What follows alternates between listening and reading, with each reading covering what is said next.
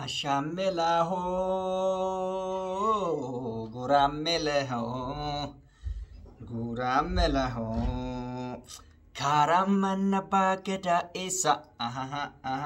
dakengal masaja jebisa, ta ese nasa babaresa, ta ila, mewan kana lala altok, sirrit lala, mulata. Italian ishi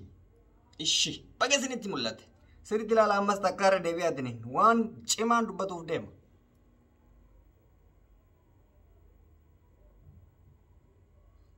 ishi argitaniittu odoon eegaliin dura harka fuune daawwattoota hordoftoota reedii Adam Tube akkam nagaa keessanii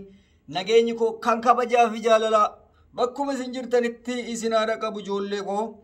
namoonni chaanaalii keenya faaraa taatan subscribe gochuun maatii keenya taasiniin jenna egaan amma gaa qaldiin qaldiidhami qaldiin naqqizan beete haa xafaal jette amarri qaldiin naqqizan beete haa xafaal jetti qoosa fi albaatiin mana balleessaa taphni garmalee jechuudha ila taphni garmalee mana balleessa dhugaare wal dhugaa walitti muun firummaan kuttu jechuudha namoota tokko tokkotu jira dheedhiin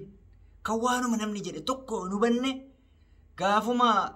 seensa beeksisa suuraa ilaalee waan arge alba'u baay'eetu jira haa ta'uuti anamma isarraa osoo hin taane ijoon dubbiin deemtee mana keenya galte ila ajandaan miidiyaarra deemee mana keenya galte mana keenya gaafan jedhu anumaa fi saahiba kiyya jechuudha jara keenya namni gaafa siyaasni harkaa badu gaafa dubbiin harkaa badu gaafa jechi harkaa badu fuudhee waan fakkaanne maaf fakkeessa ummata keenya namni waan kana yaadanne jira namni viidiyoo keenya kana hordofin hin jira viidiyoo afaan arabaatiin anaa fi Asladdiin Muhammad yookaan Dr. Asliin hojjenne ji'a meeqa dura isinitti hima ji'oota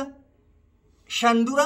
hojjenne diraamaa kana inni immoo dawwara uffatee ani immootu shaqaalaa isaa ta'e akka nama afaan hin beeknetti hojjetaa turre viidiyoo kana keessatti suuraa viidiyoo kana keessaa muratanii akka waan qaama qullaa inni dubartiidha ergee ila viidiyichi kana ila suuraa isaa ila sirriitti ilaalaa qoy ila sirriitti ilaalaa qoy beeksisa jira ajaa'ibaa bar viidiyoo zaahiri jiru kana muranii akka waan namni argini baay'isawee viidiyicha namni baay'ee waan laalee harki caalu hubatee jira akka soba ta'e hubatanii jiranii na kuloo ila diraamichi isa kana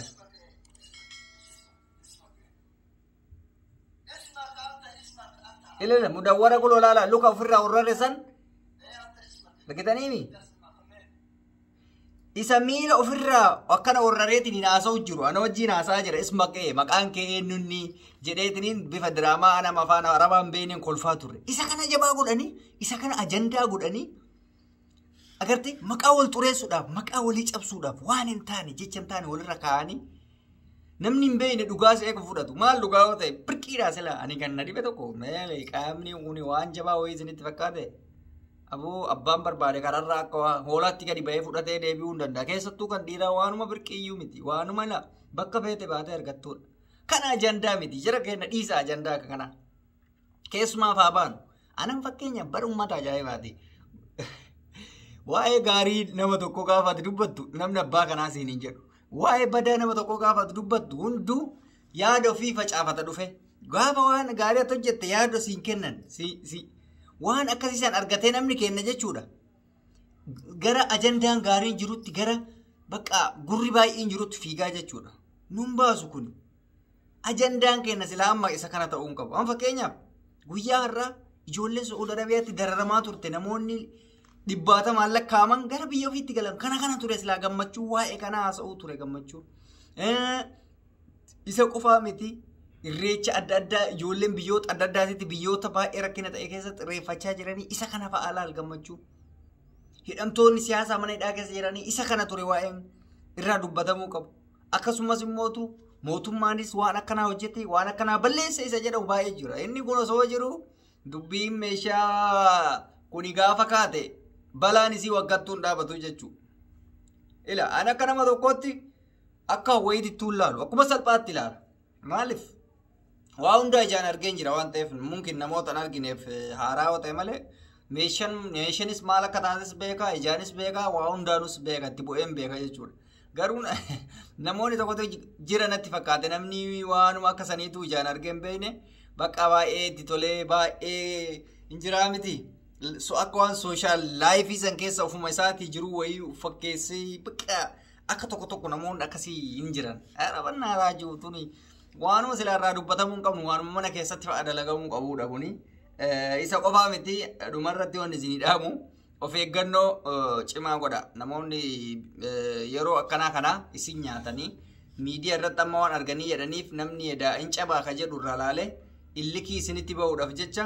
waan akkanaa sirriitti godhan viidiyoo adda addaa dho'isaadhaan isin jala kaa'anii isinirraa waraabbatuu danda'anii nama namanina. Anama fakkeenyaaf dhugaa rabbiitti amantanii amanuu baattanii nama ergamaan na dhufetu jira. Nama ergamaan ani garuu hin gowwoomu waan kaayyoo akkasittis waan hin qabne dhafi malee ergamaan dubartiin natti ergamtee bakka waan hunda abshir maal injiraa miti bakka nazabbaxii waan akkasii jedhame garuu ergama akka ta'e waan hin beekuuf nama naaf ta'uuf nama naan ta'an sirriitti adda baasee waan beekuuf dubartiinis safuu eeggatti waan akkana nama hin gaafatanii akka nama hin gaafanne waan beekuuf waan san